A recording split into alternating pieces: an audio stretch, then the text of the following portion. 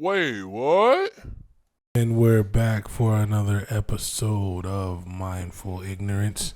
It's your boy Tony O. And it is yours truly, Prince to the Sewer. Here we go, my brother. Cheers as always. Cheers Here we go. to you, my Libra friend. Out of, Mexico here, This man is still. and we got some nice goodies coming up for my travels to Mexico. But that's a time for another topic. We're gonna start this episode off. We usually do the mental health check, but I just want to send my hearts out to everyone that involved and everyone that's been helping with the fires in California and Pacific Palisades. I hope everyone's safe and was evacuated safely. I'm not sure what the body count is right now, but I'm hoping it isn't too detrimental, and I hope everyone is safe and they get their property back and recover. Amen. So yeah, my mental health is all right.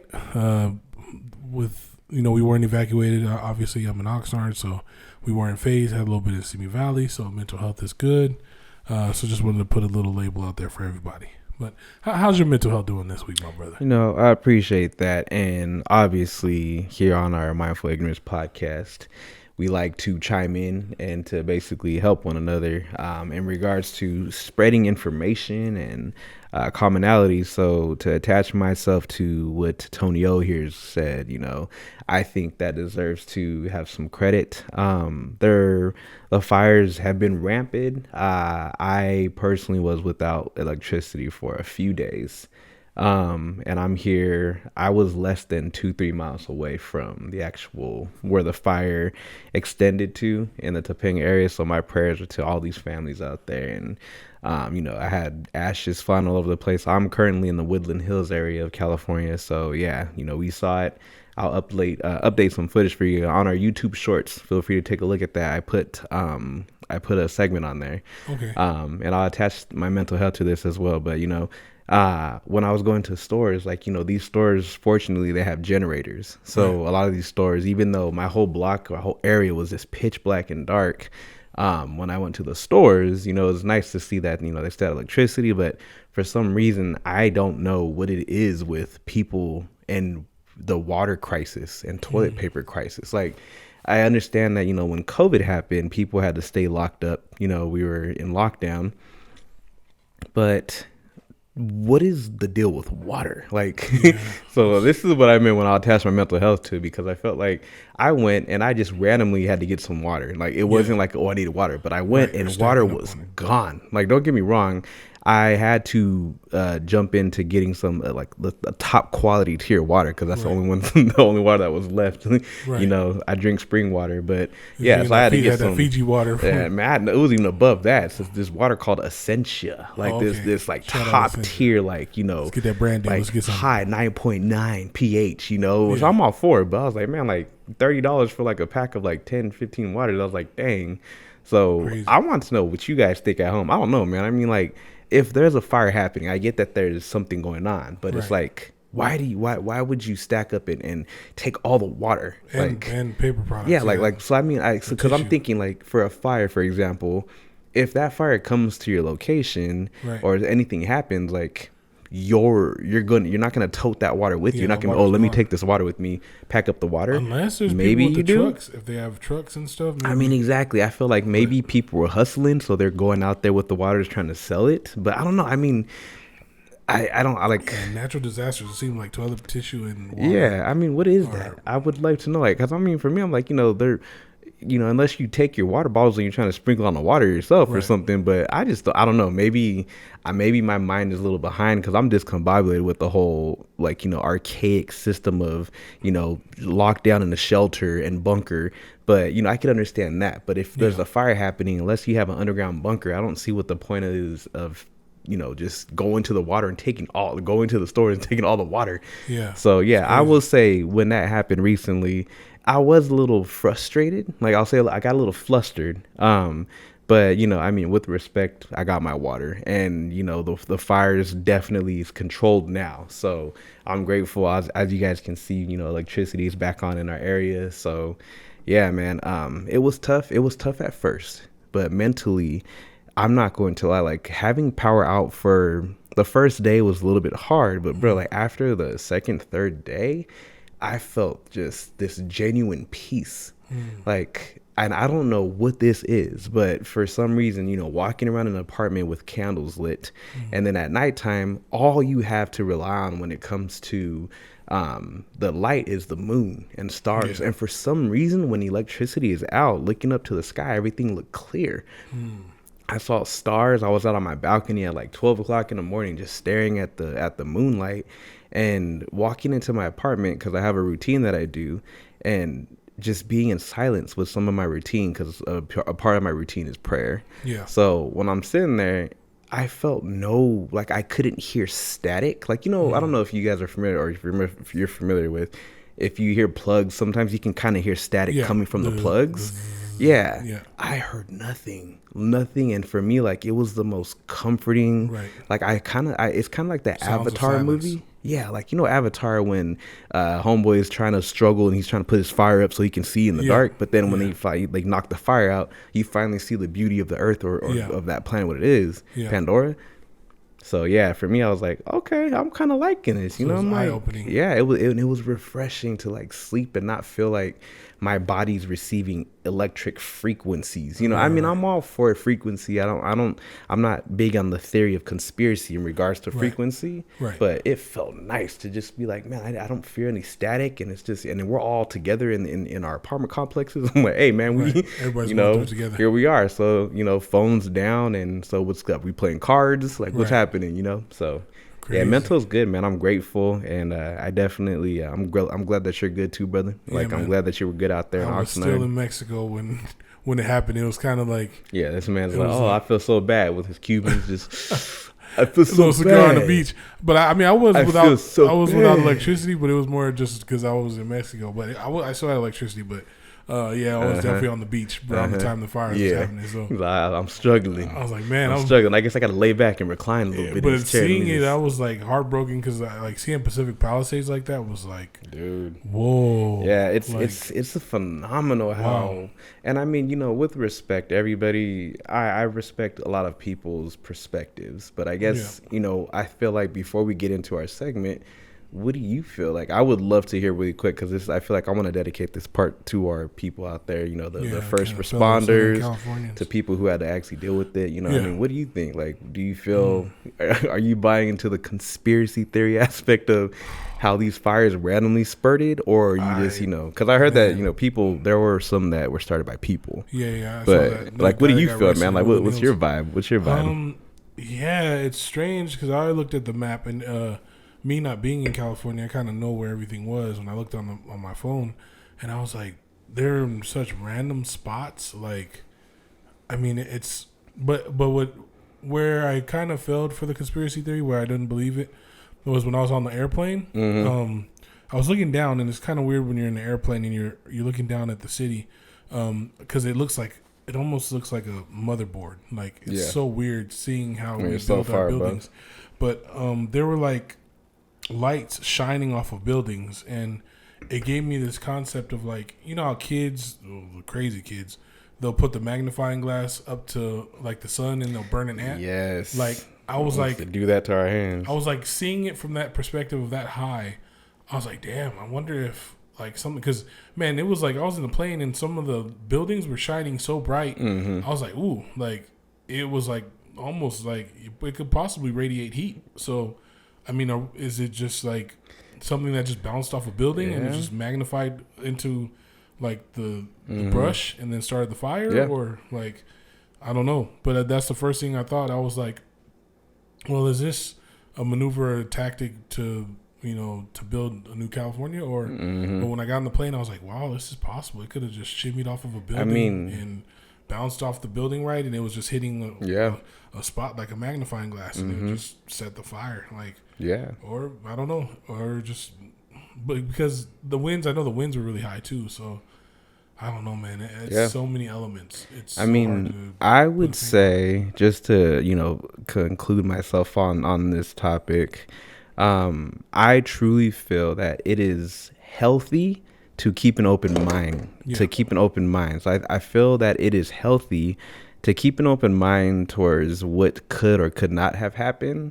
But I think it's healthy to at least, like, you know, not to focus on the negative, but you know, I think it's nice to allow one's mind to open up to alternatives of, okay, you know, so these random fires started in random areas. And I've heard of situations for insurance, for example, an employee or an owner of a company who's going bankrupt or whatever will hire like a person in arson to just go and burn the building down for insurance money. Yeah, like, I mean, those are stories that you hear all the time. But I mean, for me, it's like, it's very strange that, you know, a large insurance corporation decided to shut down everybody's fire insurance. But, you know, it just so happens that it's at the time that we're now at a place where, you know, California, which is my love, we're here preparing for big events. Like, you know, the Olympics are coming up, you know, like they're trying to clear up people from the streets of homelessness. Well, Gavin Newsom said he's building California 2.0. I'm telling you, man, I think it's, I think it's healthy to keep an open mind, but I also feel like don't allow something to overcome your authentic feelings where you're now like closing the blinds every day and you're like, oh no, I can't, I got to make sure, like, you know, because I mean, I know that we have that ability to utilize technologies such as, you know, satellites that can shine, like you said, the same with the magnifying glass. But I also feel the same thing where I've heard stories of, you know, like in Vegas, a lot of these buildings are very shiny with their glass, and if the sun's shining just right and you have plants in front, like, you know, that it could burn. I definitely agree with that. So I mean, let us know at home how you guys feel about that. I'm grateful that, and if you've been affected by it, let us know. We're here. You know, no, exactly. You know, I mean, we're here. You have our support, our prayers.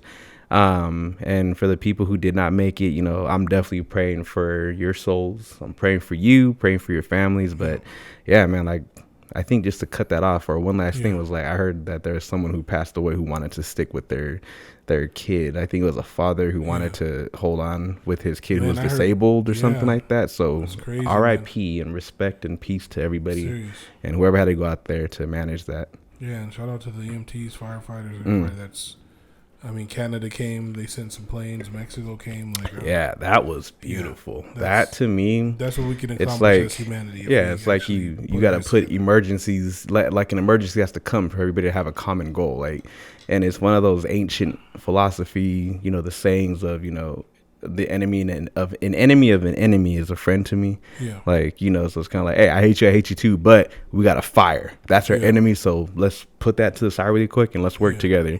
Which is kind of weird. It's like, so if you guys can choose to put something to the side and work together, then just choose to do that every day, you know. But it's like, I will, but my ego, my pride, baby. You can't walk on my land, baby. Nuh-uh. But there's a fire, so walk on my land right now, but tomorrow, no, you can't be here. Yeah, exactly. But right now, I welcome. Business as usual. A welcome-ish.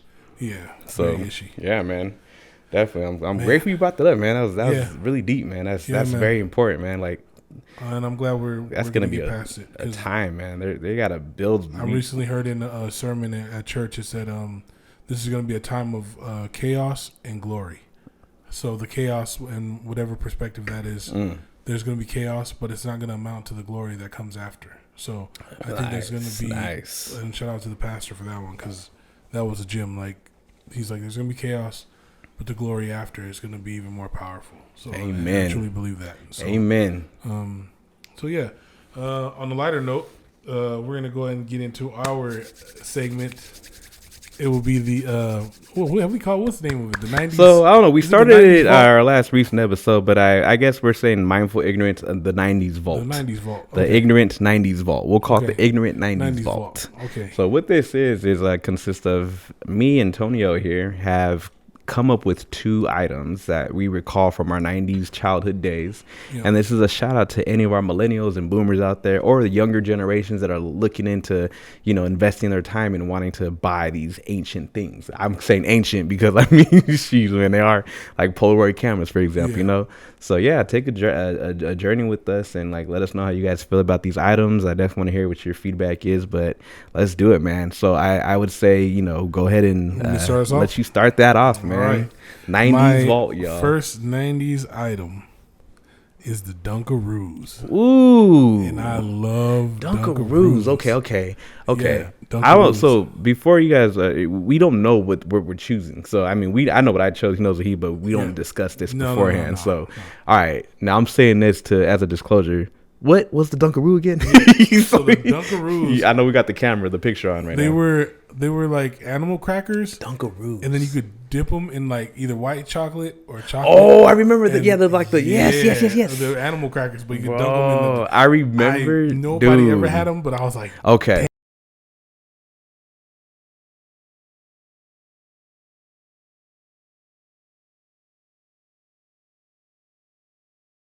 so what's your item, bro? What's your first item? So my first item would have to be something that my little sisters had, so I would always play with theirs. Was Furbies, the little Furby babies. I don't know if y'all remember the little Furbies, but like they had their plastic eyeballs that opened, and they had like a diamond thing on their forehead. I feel like so many people love to hate those, or they just love them. Period. Right. So for me, I didn't see any problem with it. I feel like people were odd for thinking that these cute little Furbies were like horrible animals or like you know bad scary toys, but I love them. Like the Gremlins I could understand, but not the Furbies. Yeah, I remember those. Damn, that's crazy. Yeah, man, little Furbies, and you put the batteries in them. Like yeah, you gotta, I remember that. It's like that's when toys could not be charged. You just gotta stick the batteries in the Furby and Trippy. just open their eyes. Or yeah, man, trippy. All right, I'm gonna get into my second item. It's gonna be a video game. I gotta go video game this time. It's gonna be Streets of Rage. Streets of Rage was my game. Yeah, that was my game right there. I remember spending quarters on that game in the arcade. Yeah, man. So did you own this game yourself? Yeah. I played it religiously when I was little. Yeah. That, and then I think the Double Dragons with the Yeah, I remember Double Dragon. Double for Dragon sure. Was Yeah. But Streets of Rage, they had like a leather jacket with the arms cut off, and like they're holding the chains and they're fighting, whipping. You know, it's funny because that reminds me. I was talking to someone earlier in regards to my video game days. Like when I had a Sega Genesis back then, that's where I realized like that I had rage in me and I had anger.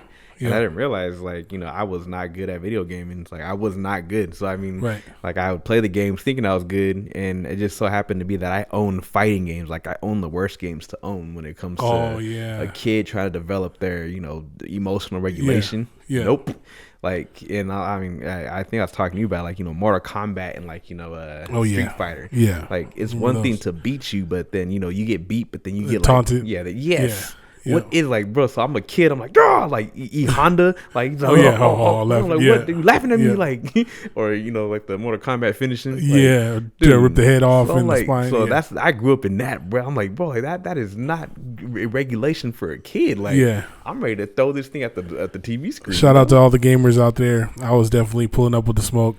I was spanking everybody. Anybody pull up, I was spanking everybody. Anything, man. I was spanking. I was taking all smoke. So I still play here and there, not as much now. But when I was younger, I was tearing that ass up. Tearing that ass up. Join the convo, y'all. Chime in and let us know how you feel about these games. Yeah, man. It's crazy. Yeah, Ben. So, what's your second item for the 90s vault? So I would say my second item would be an item called the Skip It. I remember those. So you put the ring, like a ring that you put around your ankle, and you jump and skip to it, and like the more that you skip, it makes noise, or you could like it plays songs. Yeah, man, it's crazy that like I didn't realize the efficiency that toy had for a child. It's one thing to have a toy you sit there and you play with it with your mind, but it's another thing to have a toy where you're like, go outside and let your energy out. Yeah. So like my brain was like, shoot, that got you ready to be that running back in that track and field, man. That footwork was amazing. Toes and the ankles, man. I can't skip it now, but I would love to. Yeah, I'll skip it. I'll skip it now. We skipping the skip it now. Skip the leg day. Man, that's crazy, bro. Yeah, man. Y'all chime in, let us know how you feel about these items. Man. This is definitely a shout out to our millennial section. Like here we are, millennials. All millennials, young millennials, baby millennials, elder millennials, we all here. Yeah, with respect. Let us know how you feel. If y'all had it or if you owned it. Yes, sir. Cheers, man. Cheers. All right. Now, we're going to get into my favorite segment. What I came for. We're doing a little Ask AI. Bow, bow, bow, bow. Little Ask AI. Well, I feel like you don't ask AI. You try to break AI. I'm trying. I'm trying hard. Yeah, he has questions. I'm trying to tap into the mind, brother. The mind of the AI. So for y'all at home, what we do is we ask AI questions and we basically see what or how far the development of AI has come. So here we are, man. You ready to? All right, we're going 2 out of 3. 2 out of 3 this week. Yes, sir. Let me make sure. He got me last week with the one hitter quitter, so now yes. now it's gonna be a little different. All right, let's do it then, Playboy. Here we go. Rock, paper, scissors, shoot every time. 1-0, starting off hot. Rock, paper, scissors, shoot every time. I thought he was gonna do it. Rock, paper, scissors, shoot. Damn, 1-1. Here we go. Rock, paper, scissors, shoot. Rock, paper, scissors, shoot. Oh, the L's. After I was just talking all that crap about video games, and I lose it. In the pudding. I lost it. So I'm gonna ask AI a silly question. Okay. Since right now I'm all for trying to humanize AI as much as possible. Oh boy. Now this is in regards to our fires that were going on, and I had a question and I want to know. So I would like to ask AI, why do people run to water when it comes to a crisis like a fire? Right.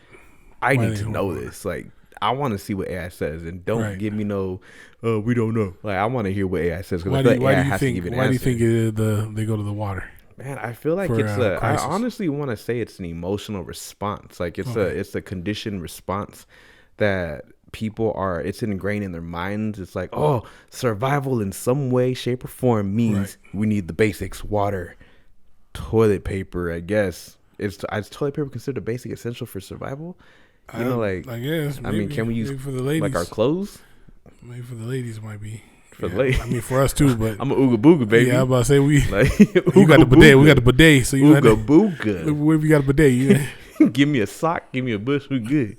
But yeah, I don't know. That's crazy, man. So I want to know. What do you think, though, man?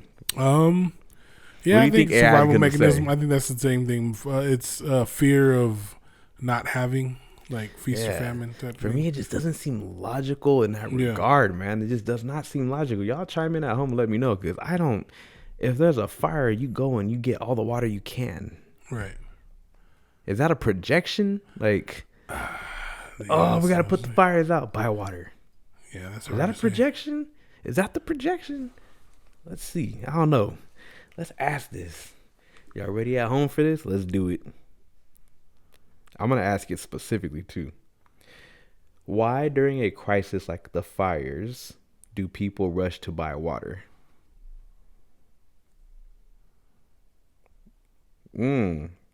So, I don't think it took this. I don't think it's going to generate a question. Let me ask you another way. Why do people hoard supplies? Why do people hoard water during crisis? Okay. No. Let me see. AI overview. Oh, it's saying it's not available for the search. Oh, we finally stumped AI. It's not as smart as they thought it was. See. Why do people? Okay, let me see. Why do people hoard water for emergencies? All right, it's generating. All right. Okay, so I got two answers. It pulled one from a website and it generated its own. So the one that AI has given. People hoard water for emergencies because in the event of a natural disaster or other crisis, access to clean water from the tap may be disrupted. Okay, that actually makes sense. I didn't think of that part. Leaving them with no way to hydrate themselves without a pre-stored supply. Essentially, storing water is a preventative measure to ensure basic needs are met during an emergency when regular water access might be unavailable. So I actually kind of, I mean, I'm 50-50, but I respect that more than my brain not really, I just could not fathom why people go and rush to steal. Like, why do you go and take all the water off the shelves if there's a fire? Right. Could a fire disrupt your water supply, though? I mean, yeah, because they're pulling from the hydrants, maybe, or... Dude, how do you feel about that? You seem a little. Still kind of don't get it, but I guess I do get it. Like, because we're so close to the ocean. Like, yeah, I don't know. I know you can't drink ocean water, but I drink ocean water all the time. I mean, what you talking about, man? Filter it. I mean, there's an. Why you think my skin's so shiny and my teeth are falling out? Drinking that seawater. All right. All right, man. Yeah, my question is very simple. What is the most expensive natural disaster in history? Ooh. What is the most expensive natural disaster? I wonder. What do you think? What do you think it is? I think Hurricane Katrina. I mean, I think this might be up there because Palisades is So are you talking Yeah. about a most recent one? I think in history, yeah. 'Cause Well, I feel like in we're history, at I would say inflation. like Pompeii or something. Like Yeah, but we have inflation. I don't. Did they have? What was the currency back then? I don't I think don't we can know, but like you know how formulate. they say like one of the richest people on the planet recently was one of the emperors. It was an empress from China. She was Right. worth like $4 trillion or something Damn. like that. But that was the empress, so Right. I don't know how they can quantify it. But okay, Yeah, so let's see. if you're saying, so you saying Katrina, I think Hurricane Katrina, huh? Katrina. Hurricane Katrina. If not, I think this one is going to be one of the most Okay, expensive. so I would say it's either an ancient one like Pompeii or Right. the fall of the Roman Empire. Maybe I don't know if that's natural. That's Right. Pompeii was because of a I volcano. was about to say, if we thinking about the most expensive, be Adam and Eve. Eve biting the apple. That'd Bro, be the most nobody expensive. can compete That cost against some that souls. one. That cost some souls Yeah, right I there. can't even. I'm not even chiming on that one because that just it's like the finger pointing some. Yeah, it's like, where'd it go? I ain't gonna Whoa. say nothing about that one. That was mighty that expensive. actually That might have cost us the that was gates. a quintillion dollar Yeah. mistake. Not a mistake. It was Yeah. yeah. I'm gonna shut up. So, bro, you kind of stumped that one. So I would say either Pompeii as a natural disaster, Right. or I would think these recent California fires, the Okay. recent fires. Yeah, yeah. So yeah, let's see. So how would I ask that question? Would you Yeah, what's the most expensive natural disaster in history? History. What is the most expensive natural? Help me. He's caught. AI is stumping It's him my tonight. tea and my water. Ooh, all right, let's see. What is the most expensive natural disaster in history? All right, all right, all right. Ooh. Oh, okay. Give an answer. Oh, wow. Okay, okay. So what was your answer again? Katrina. Katrina. All right. Mine was Pompeii. But okay, so this generated the answer, and I think it's for recent because there's more monetary value since we have the ability to Yeah. measure. Yeah. So, according to most records, the most expensive natural disaster in history is the 2011 Tohoku earthquake and tsunami in Japan, Oh gosh. which caused an estimated $360 billion in damage. Oh my God. 360 60 billion with a B. billion. $360 billion in The damage. earthquake in Japan? Oh my God. And that was in 2011. So that was during our time, man. I don't even remember that earthquake. I do. That was Really? that big tsunami that. Oh yeah, the one that shook. Yep, and oh. they said like all of our fish like they have radiation in them now because Yeah, of that. yeah. What the heck? Yeah, that was that big one. 360 billion. And so it says key points Wow. about this disaster event. A powerful earthquake off the coast of Japan triggered a massive tsunami. Cost estimated is 360 billion, and the location was Japan. So that's what it shows. Dang, It was all of Japan pretty much. just Japan, Wow. dude. Wow. So I want to give a scale before we Shout get out the to the last Neo question Gene. out there. Let me just on a scale. Let me measure that really quick. How much are the California fires costing? Oh, okay. So that is we're now at $30 billion for Oh my our. God. So in comparison, that's honestly, regardless, Damn, it's a so this disaster. one little part of A disaster California is a disaster, could and you know, actually like get up to a whole entire country's like yeah. what but the heck? so we're at 30 billion, which I think So I per don't know. capita, I don't technically, we see it have kind of more. growing too much more Right. because now the fires are being controlled. But like, 30 billion is still a lot. so I want to also do one more math. This is my brain wanting to Wow. do this. So let's see, 360. Let me ask this. $300 billion in 2011.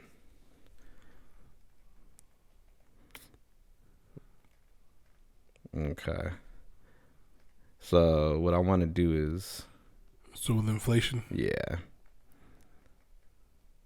Oh, let me ask you really quick. How about I ask that? What is $300 billion in 2011 worth today? Ooh. So it'd be 400, close to $500 billion.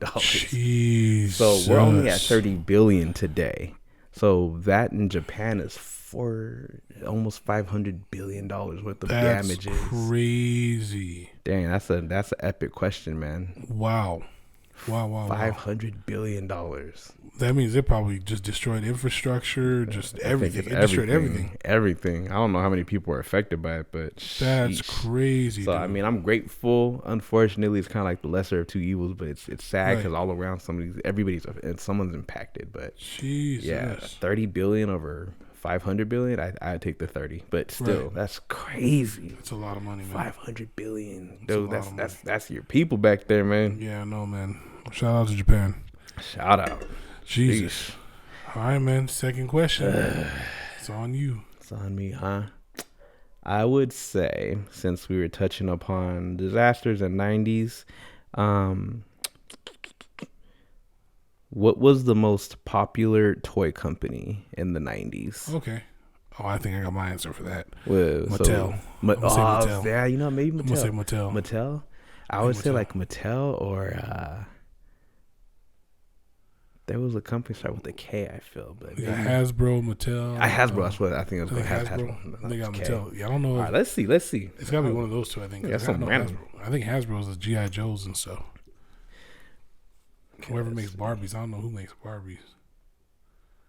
What did I ask? What was the most most popular most popular toy company? Now I'm thinking about money right now. Jeez. Yeah. All right, what was the most popular toy company in the 90s? All right. Dang.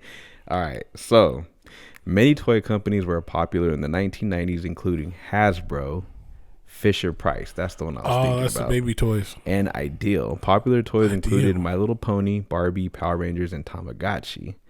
Yeah, so Mattel's not even on here. Oh, that's weird. So it says the top three were Hasbro, and then the second was Fisher Price, known for quality and play value. Hasbro was the largest toy manufacturer in the world. I wonder if they bought Mattel or something. I don't know, because Mattel might be old. That might be old school. And then Ideal, this company called Ideal Toy Company made popular dolls like Betsy Westie. Is there a logo for it? Oh, okay. We'll put that up if you guys want to see it. Trippy. And the Rubik's Cube. Crazy. All right. I can see that. Crazy. I can see that. But I definitely feel like Mattel should be on there. But I would love to find out what happened with Mattel. Use that for another 90s segment. I can see that.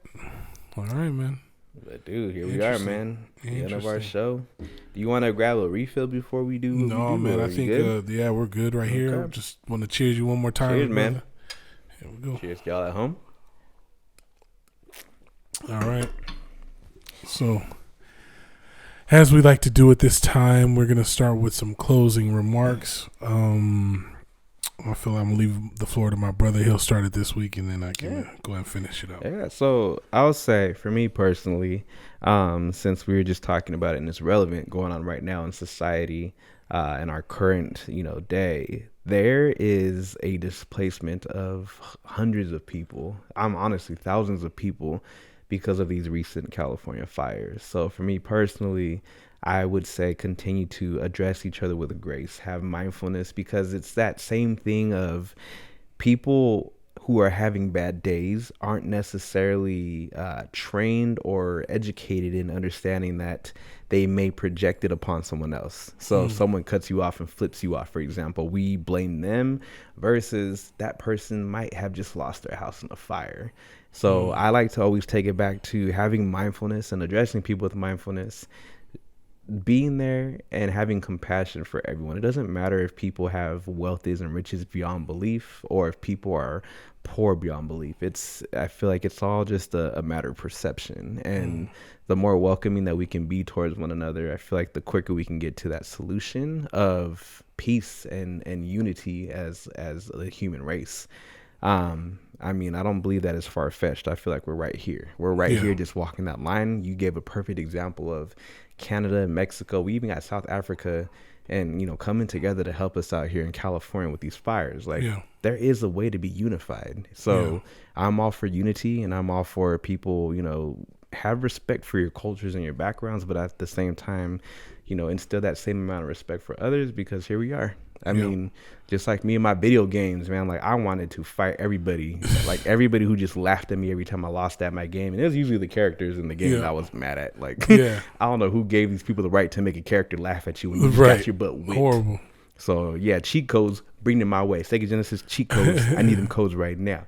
But yeah, so I'd say just, embrace people with love and let's live it up together, man. We're here. So I feel that. Cheers to you, man. I appreciate that. Let's cheers, vibe it man. out. Cheers. So Cheers to that. definitely my boy, the closer here, to handle his business. Yeah, man. I think in the time of where everyone's separated and we're all fighting each other and we're all going against each other, I think one thing that disasters do teach us is to come together as a people. To allude to your point, I think we need each other. I think racially, like everything that's going on with the races, sexes, men versus women, black versus white, Asian versus Asian, everything that's going on, I think we all need each other. We all need to come to a point to realize that we need each other and stop being so divisive. So I think if we just come together and put our heads together, we can achieve a lot more than in our separate parts. So Amen. a fist is always gonna be stronger than a finger. So Amen. So yeah, nice, short and sweet for me today this week. Hey, I appreciate it. Y'all chiming at home. Like I said, we love to hear what you guys have to say. Appreciate. Hope you guys enjoyed, this topic and our segments today. And yeah, let's vibe it up. We'll definitely catch you guys soon. I'm Prince Sua. I'm Tonio. Blessings. Take care, y'all.